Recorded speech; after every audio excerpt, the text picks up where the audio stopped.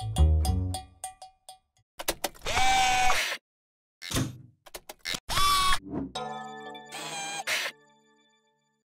Meredith, we have been unlocking over time a lot of the silos of traditional media companies, including between that notion of sort of paid and owned and earned. We are migrating, significant audiences online. Of those 100 million women that we reach every month across America, 40 million of them are digital.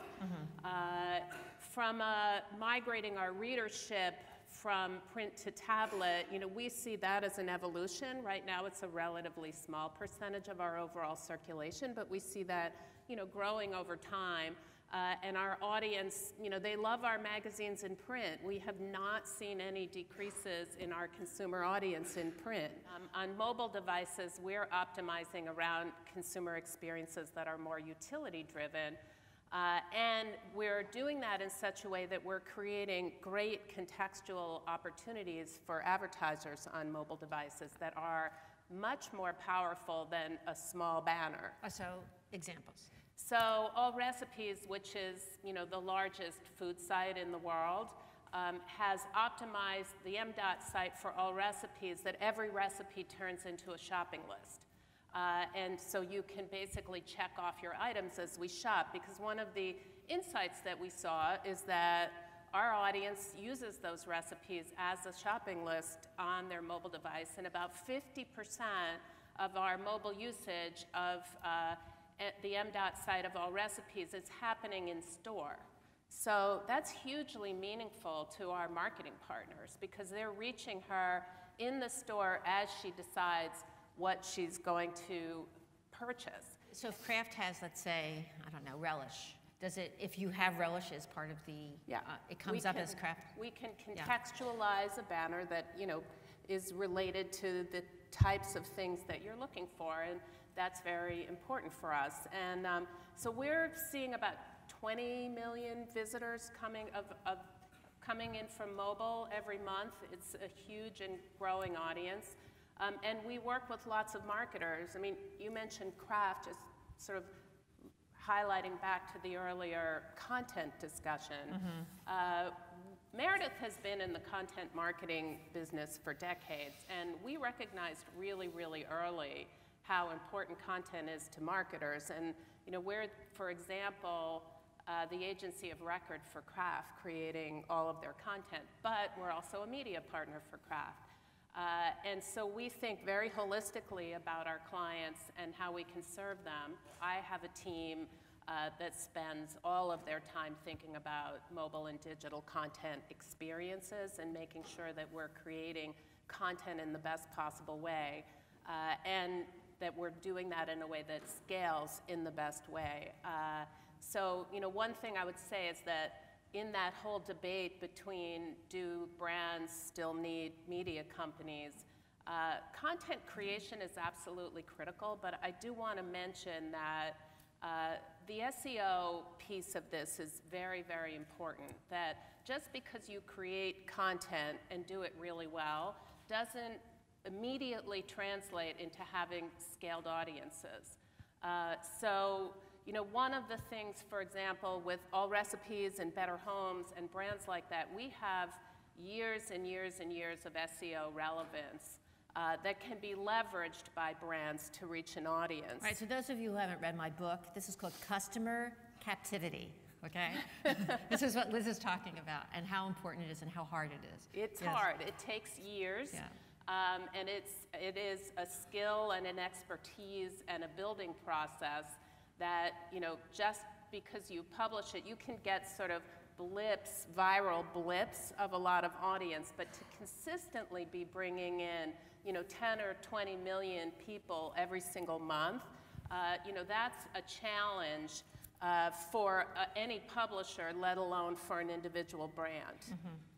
So your agency side, do they actually create the content, or do you have editorial people that create content? And how do you do then media placement and things like that for your clients? So our agency brands have content creators, but they sort of leverage off the heritage and expertise that we have in certain content areas. In the past, I've heard you talk about how hard it is to have all those partners and sort of all of the specs and requirements. I don't know if can you talk a little bit about how you actually satisfy the technology requirements for this?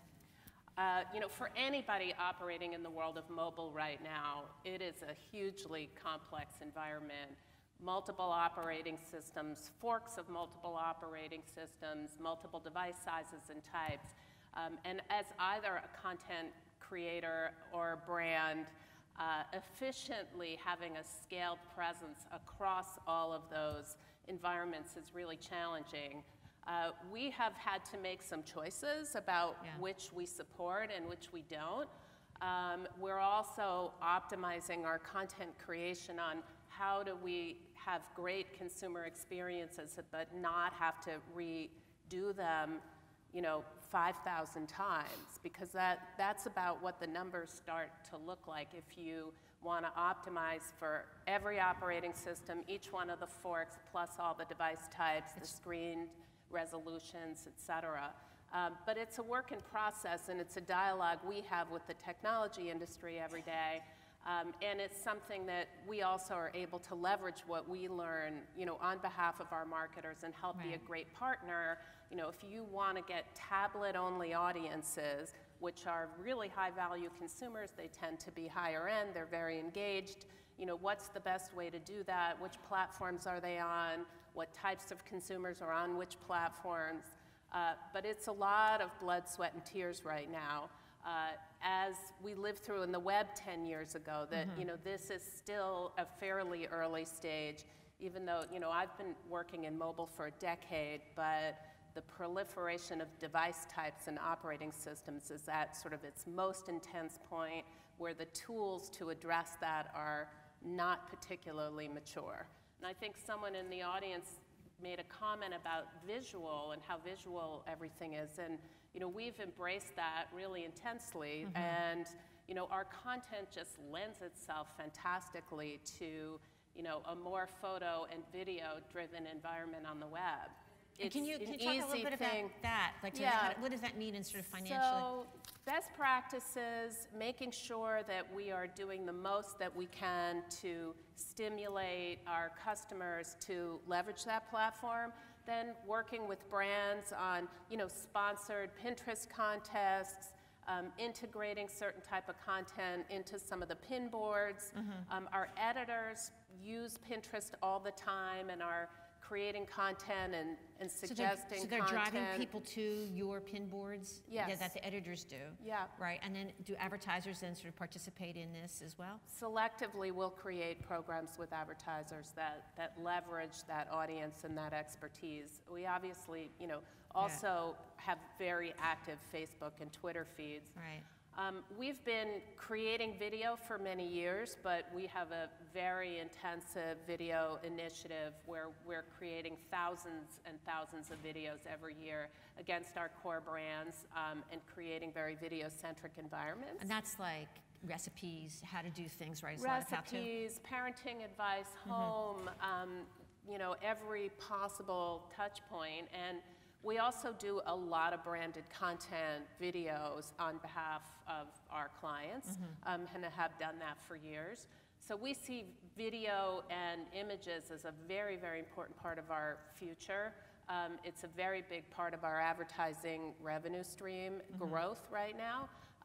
We still have fantastic written content, and we won't stop having that, but we do see this migration of our consumer base, especially the digital consumer base, towards more images and video.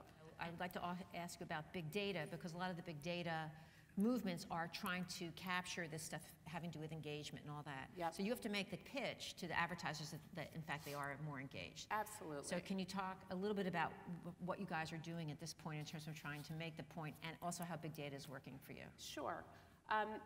One thing I like to say about Meredith and how I've found the company is that we have always been a massive CRM machine, and we collect an enormous amount of data. We have a lot of data. We're very, very careful about the privacy of that data, but we do have a lot of insight into our audience. We're now combining that with online data. We've launched commerce initiatives across all of our sites, where we're also feeding in purchase data. We track all, points of engagement, and we're able to leverage that, first of all, to create much more insightful programs, but also to, drive measurement, proof of ROI, et cetera, et cetera. On the print side of our business, we're working with Nielsen, and we are actually guaranteeing sales lift for our customers.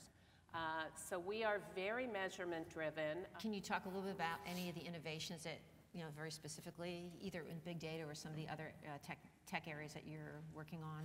Sure. I'll just give one example. We are spending a lot of time looking at shopping data and working on incorporating into our product suite, because we reach so many women as they're deciding what to go purchase in the store, which is clearly relevant for all of our marketers. Right. Now, so the shopping data comes from clicks on your site or the mobile, or how do you get that? So it's a combination, but we're also pulling in and localizing and personalizing information of what stores. We've created feeds through data sources that enable all these circulars and sales to come in on a local basis. So third-party data that you're feeding? We're pulling in feeds, so to combine. You could say for your shopping list, for example, which stores do you want to see the sales at which stores? We're then able to track what stores our consumers go to, what items they're interested in from an on-sale point of view, and we begin to be able to see these shopping behaviors in real time, almost like a big map of the country of who's buying what.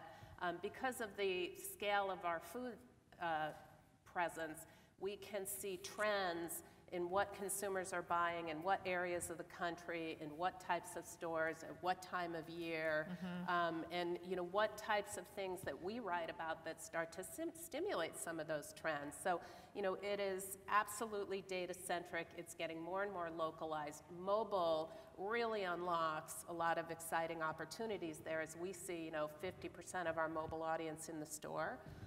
So those are some of the things that we're looking at with data that really help us create better products, produce better content, but are super, super valuable to our marketing partners. In terms of the company itself, where you had a traditional print company and now you have all this digital stuff going on and it seems to be dominating, are the staffs integrated? Are they separate? There's a lot of literature in management about integrating them, keeping them separate. How have you guys proceeded, and has it changed since you first came to the business, or even at Meredith since you've been there? Sure.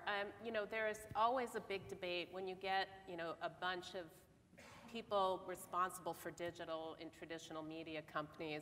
The first thing everybody starts to talk about is how are you structured? Right. Because it is such a tricky issue, and there is no perfect right answer. What I would say is what we are doing that is working generally really well is we have a lot of integration on the content side, because we believe that content, increasingly we need to be creating content once with a mind to the fact that it is going to migrate across multiple platforms. So we don't want to silo and say, okay, you do print, you do mobile, you do, desktop. It's more, we are great content creators. That content has to go across platform. But in terms of expertise, that, when you start getting topics like SEO, data and analytics, digital marketing techniques, e-commerce, those are so highly specialized and technical now that I do have centralized teams. And the people who are great at those types of areas, they want to be together and be interacting off of each other. They don't want to have, one is over in this brand, sitting over here, and the other is over here. You need to bring those type of people together to get the kind of creativity and innovation that is required. So I do have centralized teams that focus exclusively on those type of topic areas, but they work across, the teams. They support different brands, but we try to create really centers of excellence around those very cutting-edge capabilities. It's very important also for attracting and retaining the kind of top talent that we want to have within our company. I have somebody on my team who works with all the editors every day and has for many years, who is sort of the interlocutor between these sort of very geeky e-commerce specialists who are sitting where none of our brands are, and the integration with our brands. And that's been working exceptionally well.